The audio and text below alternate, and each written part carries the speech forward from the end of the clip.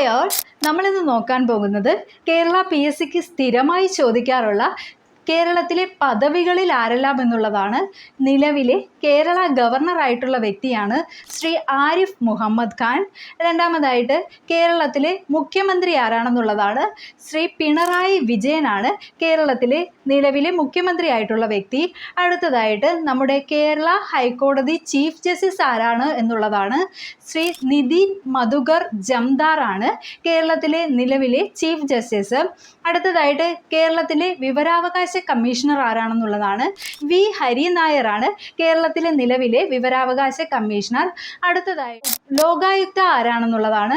കേരളത്തിലെ നിലവിലെ ലോകായുക്ത ആയിട്ടുള്ള വ്യക്തിയാണ് N അനിൽകുമാർ. അടുത്തതായിട്ട് കേരള വനിതാ കമ്മീഷൻ ചെയർപേഴ്സൺ ആരാണ് എന്നുള്ളതാണ്.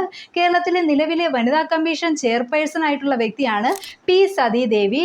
അടുത്തതായിട്ട് കേരളത്തിലെ അഡ്വക്കേറ്റ് ജനറൽ ആരാണെന്നുള്ളതാണ്.